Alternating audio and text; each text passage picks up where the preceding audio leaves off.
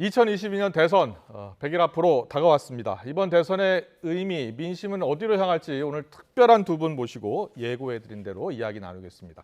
양당의 대선 경선에 출마했었고 아쉽게 아깝게 탈락의 고배를 마셨죠. 하지만 이제는 대선 승리의 미랄이 되겠다고 선언한 분들입니다. 민주당 박용진 공동선대위원장, 국민의힘 원희룡 정책총괄본부장 두 분 모셨습니다. 어서 오십시오. 안녕하세요. 네, 안녕하세요. 안녕하십니까. 경선이 끝난 후 두 분의 모습을 자주 못 뵈서 보고 싶어 하시는 분들 많으실 것 같아서 짧게 경선 끝난 뒤 어떻게 지내셨습니까? 원래 당내 경선이든 뭐 본선이든 선거 진 사람은 두문불출 해야 하는데 현역 국회의원이기도 하고요. 또 공동선대위원장을 맡았고 또 선대위 내 청년과 미래 정치위원장을 맡았어요. 그러니까 동분서주 해야 되는 상황으로까지 왔습니다. 그렇군요. 어쨌든 말씀 앞서신 것처럼 대선 승리를 위해서 최선을 다하겠습니다. 알겠습니다. 우리 원희룡 본부장님.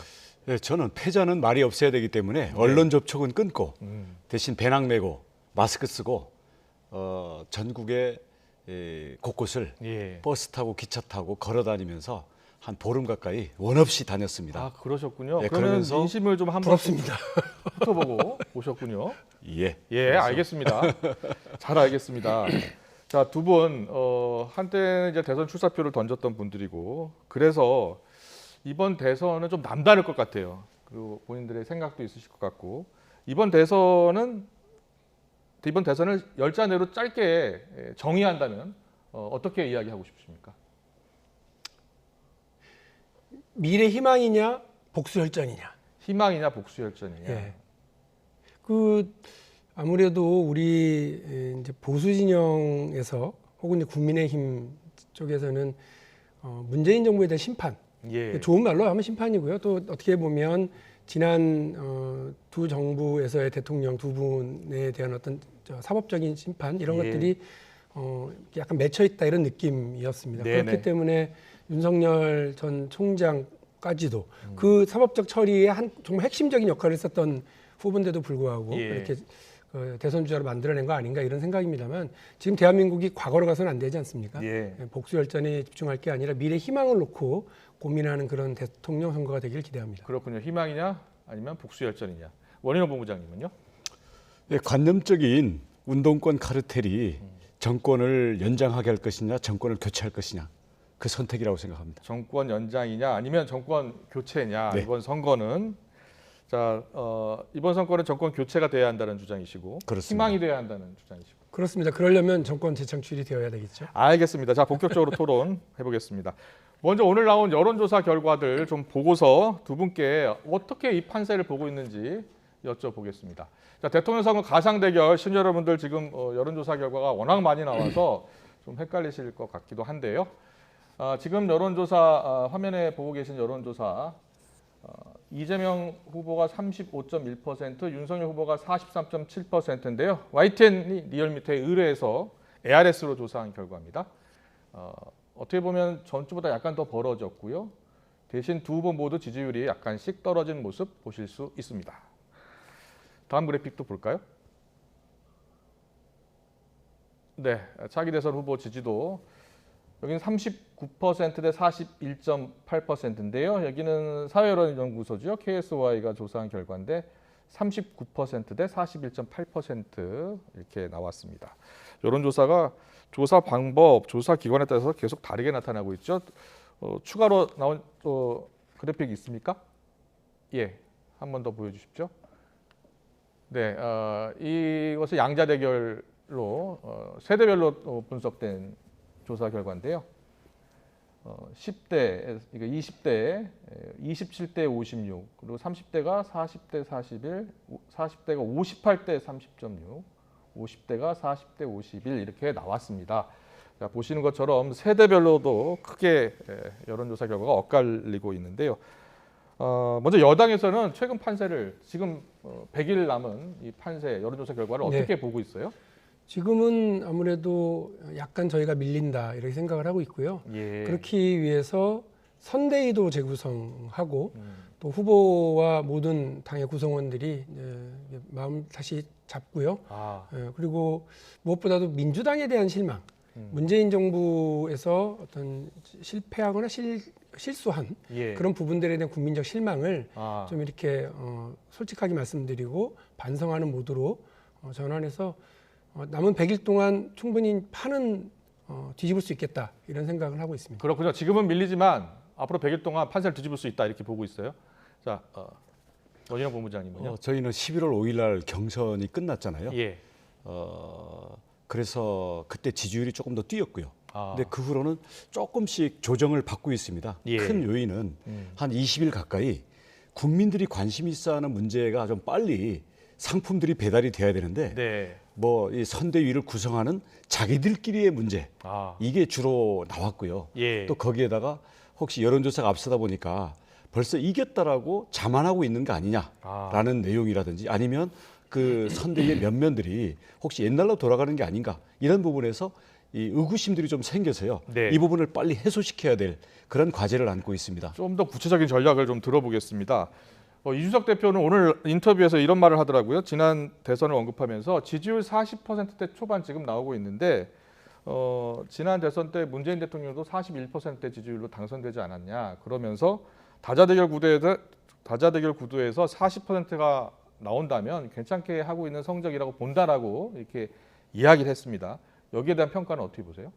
아전인수죠. 아전인수다. 아니, 그때야 그래도 제3 후보인 안철수 후보가 있었고요. 예. 그때도 심상정 후보의 기세도 만만치 않았어요. 그렇기 예, 때문에 예. 그때하고 그냥 이렇게 단순 치환하기는 어려울 것 같고 예. 오늘 나온 한 여론조사에서는 그냥 양자 대결로만 보면 크게 차이가 안 나는 그리고 대부분의 여론조사가 지금 거의 지금 붙어 있다고 그렇습니다. 봐도 되거든요. 예. 그러니까 그 안정적이다라고 말하고 싶은 거지 제가 볼 때는 그 안정적이라고 볼 수는 없다고 보고요. 예. 저희가 이제 쫓아가고 있는 기세 그리고 어떤 뭐 판은 계속 100일이면 한 5번, 6번은 뭐 뒤집힐 거예요. 그런 과정에서 예. 얼마든지 이재명 후보가 승기를 잡고 역전할 수 있다고 생각합니다. 알겠습니다.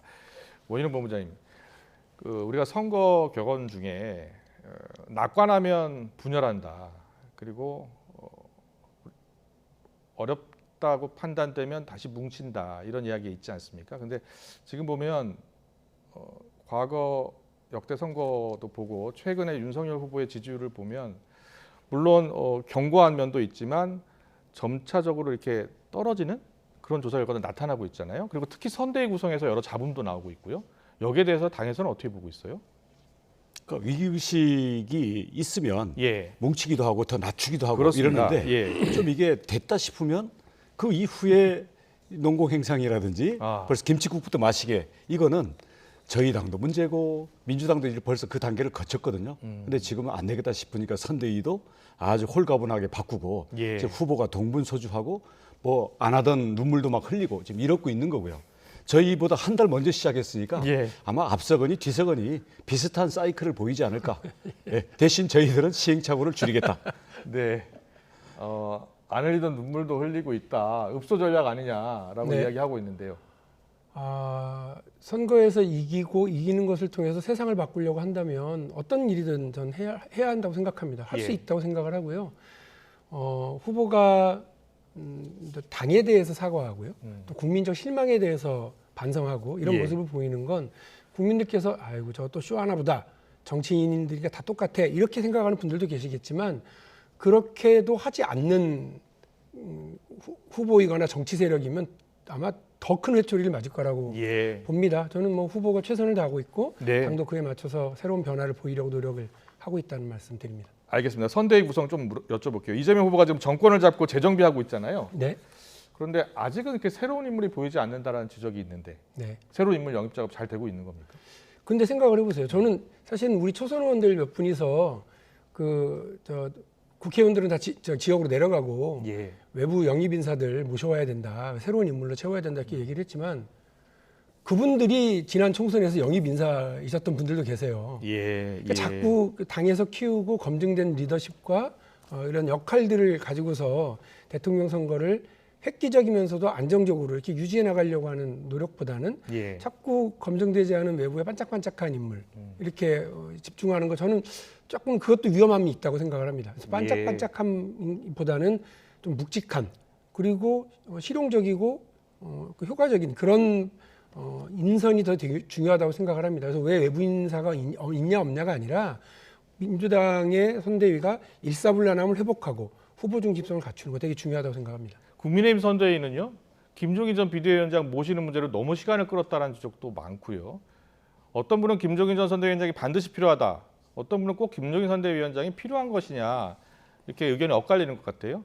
본부장님은 어떻게 보세요? 저는 필요하다고 봅니다. 예. 왜냐하면 이게 과거로 가지 않는다, 또는 중도에 대한 그 확장성에 대한 국민들에 대해서 어떤 뭐랄까요, 연대 보증인 비슷한 그 상징성을 갖고 계신 것 같아요. 예. 과연 실제적으로 어떤 능력을 컨텐츠를 구체로 갖고 계시냐, 이런 부분에 대해서는 논란이 좀 있습니다만은 저희가 또 모시려고 했었기 때문에 끝까지 모시는 게 맞다고 생각을 하고요. 그렇군요. 근데 조금 몇 가지가 엉클어져 있어서 시간이 좀 필요하다고 보고 있습니다. 언제쯤 그러면 합류하시는 겁니까?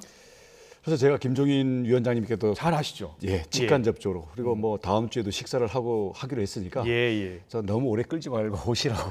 근데 김종인 전 위원장의 진짜 생각이 궁금해요. 정권을 달라 이번에는 뭐 살짝 우리 당내 사정이나 의사소통이 엉킨 과정이나 이게 좀 여의치 않다고 보고요. 지금 또 뭔가 다 이긴 것처럼 우리 국민의힘의 자세가 조금 위기감이 떨어지지 않았나, 그래서 그 다음 사이클을 보고 계시지 않을까 봅니다. 알겠습니다. 우리 박영진 공동선대위원장은 김종인 전 위원장 좀 아시죠? 제가 민주당의 비대위원장을 하실 때 비서실장을 했었어요. 자, 김종인 전 비대위원장 국민의힘으로 합류하면 선거가 좀 더 어려워질까요? 뭐 솔직히 말씀드리면 저는 뭐 민주당 지금 국민의힘에서 김종인 비대위원장을 모셔가지 않은 것이 민주당으로서는 속으로 웃을 일인 건 맞아요. 그래서 좀 어려워질 수도 있다고 생각을 하고요. 그래서 우리 원희룡 본부장님께서는 빨리 좀 오시라 이렇게 얘기하신다고 하지만 저도 바로 전화 드려서 뭘 또 그리 가십니까? 두 분 다 그래서 저는 안 모신 상태에서 이길 수 있는 구도를 만든 다음에 모셔와서 승세를 굳히겠습니다. 그런데 김종인 전 비대위원장이요, 자리에 지금 없는 상황인데 김병준 상임선대위원장 원톱 체제로 가고 있지 않습니까? 근데 김병준 위원장 같은 경우에는 정책 쪽에 밝은데 이런 선거를 큰 선거를 이끌어 본 적이 없다, 이런 지적이 많더라고요. 거기에 대해서는 어떻게 보세요? 우리 김병준 위원장님은 노무현 대통령 때 그 전체 정책을 맡았던 분입니다. 그렇기 때문에 이 선대위원장이라는 게 무슨 실무 지시하고 이런 걸 하는 게 아니거든요. 국민들의 선거에 큰 어떤 슬로건이라든지 잘못된 것들에 대해서 가치 판단을 해주는 것이기 때문에 저는 김종인 위원장님, 김병준 위원장님이 둘 다 필요하신 분이고요. 약간 칼날은 달라요. 그래서 김병준 위원장님은 자유주의를 좀 더 강조하시는 부분이라 이런 거 있는데, 아마 두 분 모시더라도 두 분들께서 혹시 이게 잡음이 나지 않을까 염려하시는데 그런 염려 없이 저희들이 잘 모시겠습니다. 알겠습니다. 자, 계속해서 이제 두 후보, 이재명, 윤석열 후보를 좀 짚어보겠습니다. 강점과 약점을 좀 짚어보려고 하는데 벌써부터 두 후보 간 격렬한 말싸움이 시작이 됐습니다. 사실 이재명 후보가 산무 후보라고 했잖아요. 이재명 후보가 윤석열 후보는 산무 후보다, 무식하고 무능하고 무당을 쫓는다, 이렇게 이야기하셨는데 그런 평가에 대해서 어떻게 보세요? 윤석열 후보가 정치적 감각, 정무 감각이 좀 이제 떨어지고 경험이 없기 때문에 그와 관련해서 좀 지적을 하려다 보니까 조금 이제 국민들 들으실 때는 대통령 후보가 상대 후보를 굳이 저렇게까지 얘기할 필요 있나, 이렇게 생각하실 수 있다고 봐요. 어쨌든 저는 정치는 자기 머리로 해야 된다고 생각합니다. 자기가 계획하고 자기가 판단하고 그 발언을 듣고 국민들이 여러 가지 안심도 하고 동의도 하고 이렇게 하시는 건데, 윤석열 후보가 지난번 잠깐 봤습니다만 김한길 전 대표를 만나러 가서 합류를 공식화하는 자리에서도 김한길 전 대표는 뭐 이렇게 저렇게 해서 몽골 기병 어쩌고 그런 얘기를 하시는데 종이를 싹 꺼내시더니 그 짧은 메시지를 윤석열 후보는 짧은 메시지 써가지고 읽더라고요. 그러니까 실언 논란 이런 것들 때문에 갖는 부담은 알겠는데 적어도 그런 짧은 정도의 메시지를 스스로 정리하고 만들고 국민들에게 전할 수 있는 능력은 있어야 하지 않겠습니까? 이 부분에 대해서 아마 우리 이재명 후보가 지적을 했었던 것 같습니다. 그런데 윤석열 후보가 실제로 이렇게 쪽지에 적어서 써야지 이야기할 수 있는 후보입니까? 그게 자기 그 상황과 필요에 따라서 판단하는 거죠. 뭐 비판하는 거 좋습니다. 하지만 이재명 후보가 좀 다급하구나. 요즘 저 원맨쇼 하느라고 옆에서 누가 그걸 해줘야지. 그걸 왜 본인이 하게 놔둡니까? 사실 우리 대통령 선거가 좀 격렬하게 가더라도 조금 이제 해야 될 거는 뭐 그 대변인단끼리 공보단끼리 서로 이렇게 그 쌍포를 주고받는 일은 좀 있더라도 후보들 간에 직접적으로 맞닥뜨리는 일은 없도록 하는 것이 국민들 보시기에는 뭐 적절할 것 같습니다. 맞습니다. 왜냐하면 후보는 대통령이 되실 수도 있는 분들이잖아요. 그래서 거기에는 근데 오늘 윤석열 우리 후보가 선대위회에서 이재명 후보에 대해 직접 얘기를 하겠다라고 말을 꺼내길래 깜짝 놀랐어요. 산무니까 뭐 다시 쏠 줄 알았더니 그게 아니라 이재명의 민주당을 만들겠다는 것은 정당 민주주의에 반한다라고 점잖게 때리시더라고. 그런 건 괜찮은 거예요. 그래서 저는 그 초조한 이재명의 직접적인 반격이 과연 국민들에게 어떻게 받아들여질까?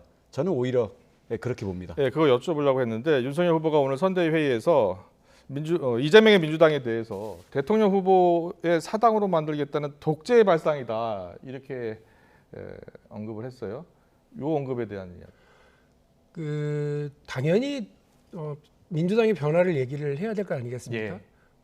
우리 국민의힘에서 과거에 이른바 탄핵 국면 그리고 우리 국민들 보는 실망스러운 정치를 했었던 인물들이 다 어디 가신 게 아니잖아요. 해외로 이민 가신 게 아니고 그 안에 많이들 계세요 여전히. 그럼에도 불구하고 저 당이 변했어. 국민들이 제일 우와 이랬던 때가 아마 이준석 대표가 당선됐었을 때일 겁니다. 그리고 또 우리 원희룡 본부장님이 후보로 나와서 이렇게 얘기하시는 걸 보면서 많은 국민들이 저쪽에 좀 희망이 있나 이렇게 봤을 거예요. 역시 정치는 다른 거 아니라 인물이 어떻게 등장하고 변하느냐가 핵심이거든요.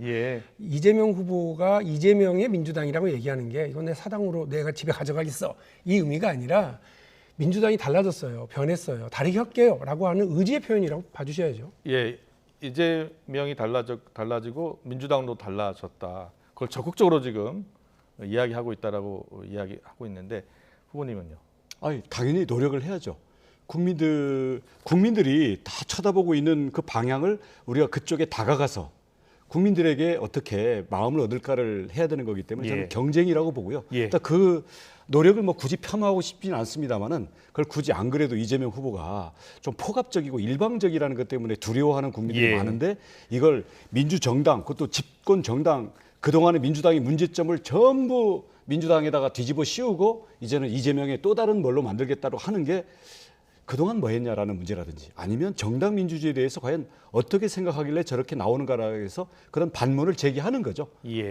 우리 국민들의 이게 이제 여론조사의 흐름이라든지 또 이제 제가 국민들을 만나서 제가 갖는 감은 그런 겁니다. 감은 뭐냐면 민주당이 좀 미운 거예요. 왜냐하면 기대가 있었기 때문에 실망이 상당히 큰 거거든요. 민주당이 어떻게 했습니까? 야당 시절에 7대 원칙이라고 하는 인사 원칙을 만들어서 청문회에서 그걸 매석했습니다. 부동산, 위장 전입, 그다음에 자녀의 교육 문제 이런 등등 재산 형성 과정, 심지어는 논문 표절 문제까지 다 저희 민주당에서 만든 기준이에요.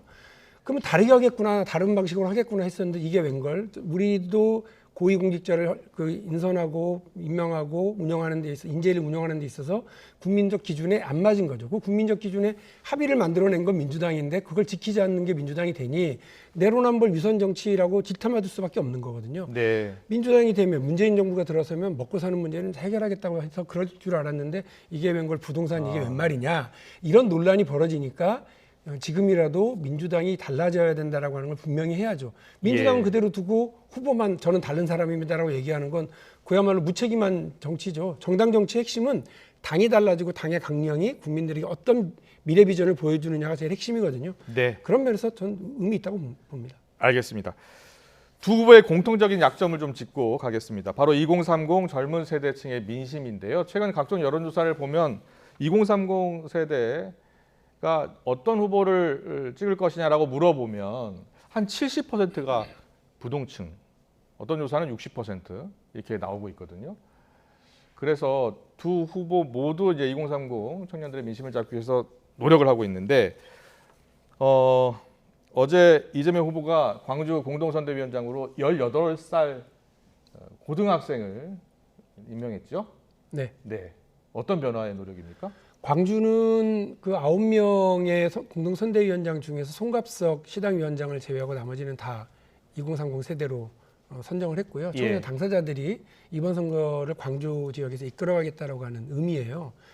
물론 18살 그러면 다들 좀 놀라긴 하시겠지만 18살의 정치적인 판단 또 세상을 바라보는 눈이 있을 거예요. 그리고 미래를 생각하는 데 있어서 우리 청년들이 제일 답답해하는 게 뭐냐면 이미 가질 걸 다 가지고 있는 기성세대들이 자기들이 유리한 대로 제도를 다 설계하고 만들어 놓고 그 위에서 마음껏 놀아봐라 그러면 그게 마음껏 놀아지는 게 아니거든요. 그렇기 때문에 당연히 세상이 좀 변화하고 달라지는데 제도 개선의 내용을 스스로 이야기할 수 있도록 판을 만드는 거 되게 중요하다고 보거든요. 그런 상징적 조치가 광주 선대위고 그다음에 18살 고등학생의 선대위원장 임명이라고 보시면 될 것 같아요. 네. 원인원 본부장님은 어떻게 보셨어요? 18살 공동 선대위원장. 뭐 서로 새로운 노력들을 하는 거니까요. 네. 그렇게 18살이 지금 투표권이 생긴 것을 지금 실감하고 있고요. 이제 중요한 것은 그런 그 이미지를 위한 어떤 이벤트보다는 과연 그 속에 지금 청년들의 목소리를 제대로 경청하고 또 그동안 잘못되어 왔던 것들에 대해서 진심으로 반성해서 그 우리 젊은 층들의 이 기대를 받을 수 있겠냐 이런 게 문제겠죠. 지금 특히 뭐 586을 뭐 X86이라는 말까지도 하는데 지금 그동안 이 민주당의 정권 그리고 뭐 국민의힘도 그전 정권 때 뭐 마찬가지입니다만은 젊은 세대들의 미래를 더 키우고 이들을 지켜주기 위해서 많은 시간들을 다 허비하고 이제서 와서 청년들에게 다 이미 뺏어 먹어버린 밥상을 차려주겠다고 하고 있는데 과연 얼마나 진정성이 있고 젊은이들이 그들이 주도해서 정책을 만들 수 있게 할 거냐 그런 부분에 대해서 저는 경쟁이라고 봅니다. 근데 그 중에서 특히 이제 상대방 이재명 후보 같은 경우는 예를 들어서 여러 가지 요즘 나오는 뭐 그 폭력이라든지 이 아주 문제들이 있기 때문에 아마 젊은 층들에게 진정성으로 다가가는 데서 좀 상당히 더 애를 먹지 않을까. 그래서 저희들이 잘해야 되겠다 이렇게 생각하고 있죠. 어제 윤석열 후보가 대통령이 되면 각 부처에 청년 보좌관을 다 두겠다라고 이야기했잖아요. 이런 노력들이 표심을 움직일 수 있는 그런 정책 가운데 하나라고 보세요? 보좌역은 당연하다고 생각하고요. 근데 보좌역이라는 것은 누구 밑에 들어가는 거 아닙니까? 그게 아니라 청년들이 실제로 자신들의 대표성으로 의견들을 제대로 모아내고 이것을 청년 청와대, 청년 정부, 우리 정당에는 청년 정당이라는 것을 그들의 주도성과 그 영역을 충분히 인정해주는 그런 게 필요하다고 생각합니다. 그래서 예를 들어서 지금 제 전략을 공개하면 안 되겠네요. 괜찮습니다. 하세요. 갑자기 그래서 그 주도성을 앞으로 다가오는 국회의원 선거나 아니면 정책 공약을 개발하거나 정부의 국정 과제들을 해나가는 데 있어서도 우리가 청년들을 위해주겠다. 그리고 당신들의 몇몇 사람들을 뽑아다가 우리가 구색을 맞췄다 이런 게 아니라 그보다는 좀 더 근본적인 정책, 예를 들어서 미래의 연금, 미래의 세금, 미래의 일자리 이런 것들을 어떻게 청년들의 몫을 우리가 진정성 있게 이걸 인정해 줄지 이런 부분들에 대해서 앞으로 치열한 경쟁이 기다리고 있다고 봅니다. 알겠습니다. 100% 공감합니다. 그리고 정말 핵심적인 건 지금 우리 원영 본부장님 말씀하신 뭐 연금 문제라든지 일자리 문제라든지 교육 문제가 사실은 청년 거야라고는 안 하지 그렇게 말할 수는 없지만 우리 사회 매우 중요한 과제예요. 이걸 해결하기 위해서 노력하는 거. 당장 표가 안 되더라도 그거에 대해서 이야기를 하고 대안을 설명하려고 하는 자세가 되게 중요하고요. 두 번째는 어쨌든 청년 당사자들이 정치를 하는 거예요. 그래서 더 젊은 분들이 국회의원으로도 많이 좀 들어올 수 있었으면 좋겠고 오바마 행정부가 등장할 때 45세 미만의 젊은 장관 혹은 장관급이 8명인가가 들어갔었거든요. 그랬군요. 우리는 언제 그렇게 할 겁니까? 다음에 이재명 정부가 들어서면 그 젊은 당사자들이 장관, 차관으로 앉을 수 있는 그런 정부를 구성을 하도록 최대한 노력하겠습니다. 네, 오늘 두 분 모시고 D-100일 토론을 하면 격렬한 토론이 예상이 됐었는데 두 분 다 점잖게 우리 두 정당 후보가 나아갈 방향에 대해서 이야기를 해주고 계셔서 상당히 뜻깊은 시간이 되고 있습니다. 그런데 지금 여러 이슈 중에 대장동 관련 의혹 그리고 고발사주 의혹 이게 흔히 지금 언론에서는 리스크다 이렇게 보고 있거든요. 근데 이제 이 쪽 캠프에서 두 쪽 선대에서 오셨으니까 자, 대장동 의혹 관련 그리고 고발사주 의혹 관련 특검 한다고는 했는데 이재명 후보는 조건 없이 받는다고 했는데 진행 상황이 지금 거의 제대로 진행이 안 되고 있는 것 같거든요. 특검 저는 해야 된다고 봐요. 네. 왜냐하면 이거 진짜 검찰 수사하는 거 보니까 어이가 없어서요. 예. 전 두 가지로 다 문제가 있다고 봅니다. 그 핸드폰 압수수색 하나 제대로 못 해가지고 우왕좌왕하는 걸 보고 국민들이 그 수사 결과를 믿겠습니까? 그 피해가 괜히 정부 여당에서 저렇게 한 거 아니야? 저희한테 의혹이 시선이 와서 아주 답답해 죽겠고요. 두 네. 번째로는 50억 클럽 왜 이제서 소환 조사합니까? 저 언론에서 문제된 게 지금 벌써 몇 달째인데. 네. 저 이런 식으로 수사를 하니까 특검이라고 하는 호랑이를 스스로 부르고 있다 이 생각을 하고요. 반드시 네. 해야 된다고 봅니다. 다만 뭐 우리 원희룡 선배님도 잘 아시겠습니다만 국회에서 특검법을 만들어야 돼요. 그 이재명 후보가 특검합시다 그러면 바로 만들어지는 게 아니라 근데 이 특검법을 만드는 과정이 늘 삿바 싸움이 한 8, 90%를 시간을 다 잡아먹습니다. 예. 특검 뭐 법안의 이름은 뭐냐, 대상이 누구냐, 기간은 언제냐 이런 거 따지다가 시간이 많이 가는데 상설 특검 제도를 이용하면 좀 더 빠르게 진행할 수 있지 않나요? 뭐 그걸 논의하더라도 역시 예. 마찬가지 아니겠어요? 예. 그래서 저는 이 부분과 관련해서 뭐 좌고우면할 거 없다. 국민적 의혹을 빨리 터는 게 저희 민주당에서도 바라는 바입니다. 예. 국민의힘에서는 계속해서 특검을 주장하고 있고 또 이재명 후보가 거듭 특검 조건 없는 수용하겠다라고 하는데 특검이 실제적으로 여야가 만나서 진행하고 있지는 않죠. 그렇죠. 예. 왜 그런 겁니까? 지금 말씀하신 것처럼 상설 특검을 하게 되면 조금 더 빠르긴 한데 예. 그렇게 되면 여당이 180석이니까 특검에 대한 인선권에 대해서 좀 더 유리한 모양이에요. 예. 그러다 보니까 만약 여당에서 그 특검에 대한 인선권을 예를 들어서 대한변협이라든지 이렇게 중립적으로 아예 맡겨버리겠다. 이렇게 하면 저는 일주일 내로라도 될 거라고 봅니다. 근데 실질적으로 디테일에 악마가 있다고 조건 없이 받겠다 해놓고는 막상 제일 중요한 것에 대해서는 꼼짝도 안 하니까 진도가 안 나가는 거죠. 예. 근데 아까 우리 박용진 의원님도 말씀하셨습니다마는 특검을 안 하면 결과적인 피해는 이재명 후보가 더 볼 겁니다. 진상규명과 관련해서 대장동뿐만이 아니라 예. 고발사주 그리고 또 혹은 뭐 부산저축은행 부실대출 관련 수사 또 뭐 도이치모터스 주가 조작 관련 이런 등등과 관련해서 여러모로 좀 들여다보고는 있는데 예. 국민들은 이게 좀 국민들이 바라는 진상규명의 어떤 그 수준이 맞지 않다 너무 느리다 이렇게 좀 생각을 하고 계시니까 제가 제일 걱정하는 건 검찰이요. 자꾸 이런 수사 대상들에 대한 속도를 조절을 해서 예. 그 대선 막판까지 계속 자기들이 쥐고 있으면 본인들이 이 대선 국면을 좌지우지할 수 있다라고 생각하는 거 아닌가 싶어 생각이 들어요. 예. 예. 저는 그렇게 되면 또다시 대한민국의 미래를 검찰이 손에 쥐고 정치 검찰이 흔들게 되는 아주 불행한 상황이 되니까 지금 빨리 검찰이 수사를 하도록 양당이 다 촉구하는 거 그리고 그걸 마무리하도록 하고 또 하나는 거기서 미진한 부분은 특검에 넘겨서 진행할 수 있도록 하는 것이 되게 중요하다고 생각을 하거든요. 예. 대선 전에 국민들이 이것이 A고 이것이 B라고 하는 걸 정확하게 아실 수 있도록 진상규명을 하는 건 정치권의 역할이기도 하고 법조계 역할이기도 하다고. 이재명 후보에게 그렇게 강하게 좀 건의를 하신 적이 있습니까? 그 후보가 당연히 그걸 받았기 때문에 예. 더 뭐 얘기할 필요도 없다고 저는 생각을 합니다. 그러면 예. 후보가 그거를 진행시키는 것이 아니라 사실은 원내 지도부가 일을 진행시키는 거니까요. 여야 간에 지금 엄청난 머리싸움, 수싸움이, 삿바싸움이 있을 거예요. 그래서 저는 이건 정치 공방으로 끝날 거라고 보고 있는데요. 예. 특검 갈 것도 없어요. 법무장관의 수사 지휘권은 이런 데 발동하는 겁니다. 당장 이재명 후보부터 그 3호, 그다음 정진상, 뭐 기타 등등 거기 김현지부터 시작해서 그 비서진 내가 압수수색할 이름하고 대상 다 찍어줄 테니까요. 즉각 압수수색해라. 라고 하면 3일 내로 다 끝납니다. 근데 제가 알기로는 법무부 예. 장관이 그 개별 사건 수사에 그렇죠. 대해서 지휘하는 게 아니라 개별 사건을 예. 구체적으로 지시할 수는 없잖아요. 그건 그건 잘 아닙니까? 했잖아요. 예? 아니 그거 왜 저 조국 때는 하고 왜 이때는 안 합니까? 아니 제가 알기로도 그렇게 이게 선택적- 디테일하게 지휘를 하진 않아요. 선택적 지위, 선택적 정의가 국민적인 불신이 있는 건데요. 안 하면 투표로 심판받을 거라고 생각합니다. 저는. 알겠습니다. 계속해서 다음 이슈 넘어갈게요. 자, 지난주 이재명 후보가 뉴스퀴에 출연해서 조국의 강을 건너야 한다. 작은 티끌조차 책임 있는 사람은 책임을 져야 한다라고 이야기를 했습니다. 박용진 의원도 같은 생각이시죠?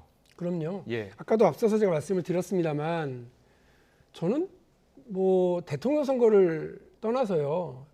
정치 세력이 혹은 정치인이 일관되지 못하고 내로남불이라고 하는 프레임에 갇혀 있으면 정말 힘들어진다고 생각을 합니다. 예. 아까 말씀드린 것처럼 인사 원칙과 관련해서 청문회 기준, 뭐 5대 원칙, 7대 원칙 다 더불어민주당이 만들었고 국민들이 저런 기준보다도 높아진 도덕적 기준, 정치적 기준, 법적 기준 필요해. 대한민국 그래야 미래로 나갈 수 있어 하셨어요.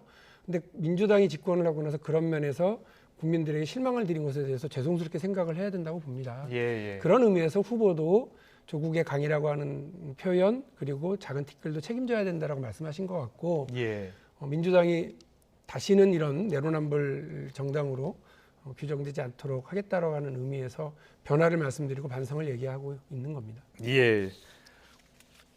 원희룡 우리 조국의 강을 본부장님도. 뭐 건너는 건 뭐 알아서 하시고요. 예. 대장동 강하고 백현동 강은 어떻게 건널 겁니까? 음. 백현동 사건을 다시 성남지청으로 보냈더라고요. 거기도 조국 직계들이 또 거기 지키고 있는 이런 데로 보내는데 이런 거를 해결해야 조국의 강을 건넜다고 인정을 하지. 백현동 사건 서울지검에 있는 거를 성남지청에 자기 측근들한테 보내면서 조국 측근들한테 보내면서 이걸 조국의 강을 건넌다 그러면 이게 말이 앞뒤가 맞겠습니까? 근데 우리 정치권에서 매번 벌어지는 일이 사법부에서 사법적 판단이 나오면 본인들에게 유리하면 사법정의가 바로 섰다고 얘기하고 본인들에게 좀 불리하거나 동의하기 어려운 게 나오면 사법부의 정의는 땅에 떨어졌다가 올라갔다 땅에 떨어졌다 올라가는 게 이 사법부를 바라보는 정치인들의 정치권의 좀 뭐 너무 아전인수적인 시각이라고 생각하는데요. 그러니까 결과에 역시 대해서 다 자기 중심으로 바라보기 때문에 그나마 설득력 그리고 이걸 갖기 위해서 절차에 대해서 선택적으로 하지 말고 똑같이 하라는 거거든요. 예. 지금 왜 백현동 사건을 왜 성남으로 보냅니까? 그것부터 조국의 강을 건너는 데 있어가지고 지금 당장 걸려 있는 현안이에요. 수사당국 그리고 검찰 지휘부가 그 일에 대해 그 판단하는 것에 대해서 여기 내밀한 것까지는 알 수 없습니다. 그러나 지금 의혹이고 의심이신 거 아닙니까?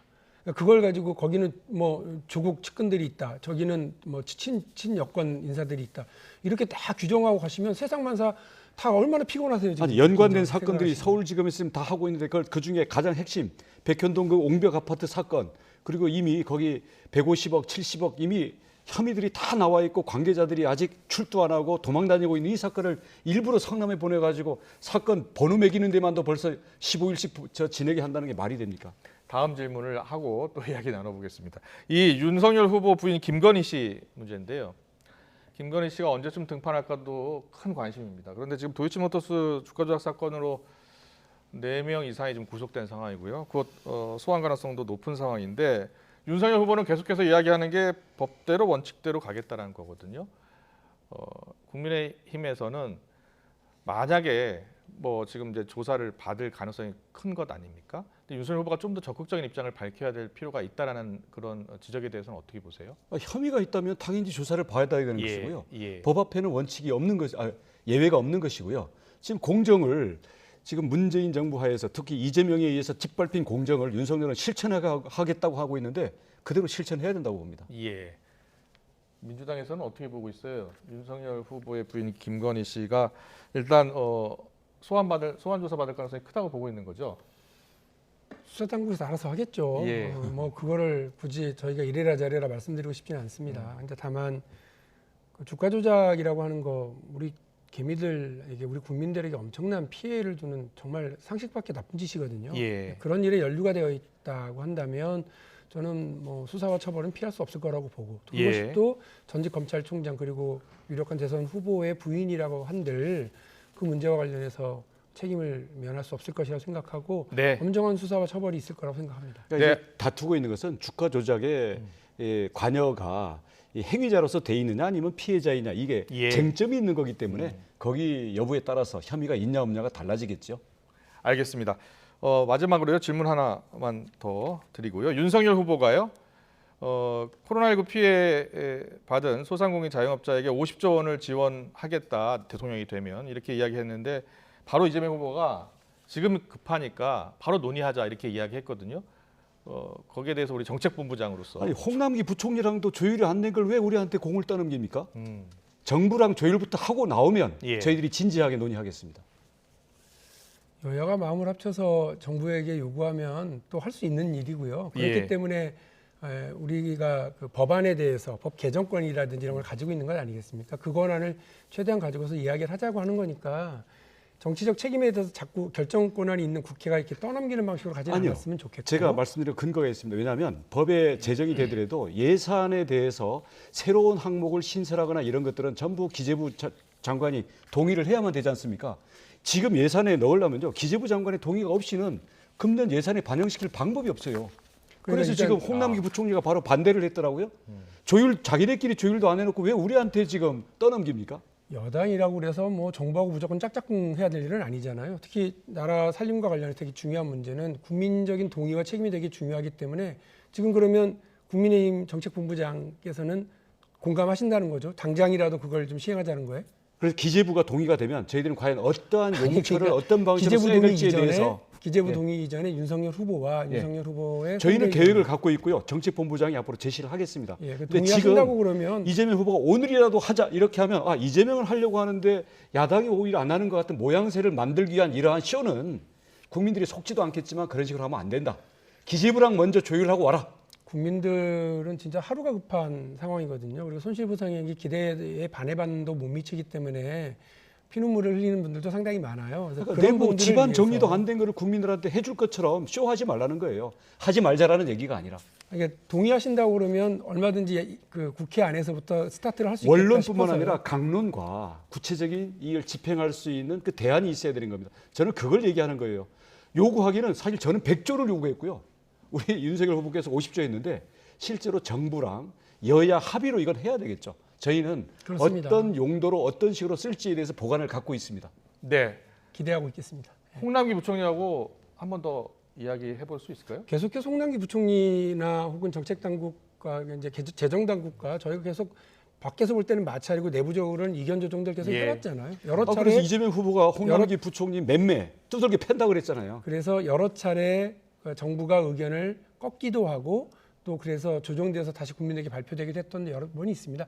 앞으로도 그런 과정 충분히 밟아갈 테니까 야당이 책임 있게 안도 만드시고 지금 당장 국민들의 고통을 덜어드리기 위한 노력도 같이 했으면 좋겠습니다. 우리가 집권 가능성이 높은 모양이에요. 야당의 책임성이라는 걸 얘기하는 거 보니까 여당이 정부랑 조율도 못 해가지고 대통령 후보가 지금 기재부 부총리를 두들겨 패겠다는 얘기를 공개적으로 하면서 내용은 아무것도 없는데 야당한테 야당이 책임 있게 좀 조율해달라 하겠습니다. 백석이면 정권을 넘기십시오. 백석만큼의 책임이 있는 거예요. 국민들의 그런 기대가 있으니까 국민의힘에게 국민들이 걸고 있는 기대를 저버리지는 않으셨으면 180석 좋겠어요. 가진 당에서 100석 가진 책임을 해라. 저희들이 하겠습니다. 의석 넘겨주십시오. 네, 우리 여기까지 들어야 될 것 같아요. 시간 관계상 제가 한 3분 정도 넘게 진행하지 않고 두 분이 계속 말씀을 주고받았거든요. 같은 말을 반복하고 예. 있었습니다. 여러 가지 이슈가 많은데 시간 관계상 여기까지 줄이고 다음에 한 번 더 모시겠습니다. 그때는 좀 더 다른 이슈로 특히 저는 오늘 2030 세대 청년층을 잡기 위한 여야의 전략을 좀 더 자세히 듣고 싶었거든요. 그러니까 우리 2030 세대가 중요하다는 건 아는데 그리고 다 보여주기식으로 뭔가를 보여주려고 하는데 그들이 아직도 마음을 어디에 둬야 될지 모르고 있거든요. 다음번 두 분 모실 때는 2030 세대를 잡기 위한 여야의 전략을 좀 더 구체적으로 들어보도록 하겠습니다. 지금까지 민주당 박용진 공동선대위원장, 국민의힘 원희룡 정책총괄본부장 두 분 모시고 이야기 들어봤습니다. 잘 들었습니다. 감사합니다. 감사합니다. 감사합니다.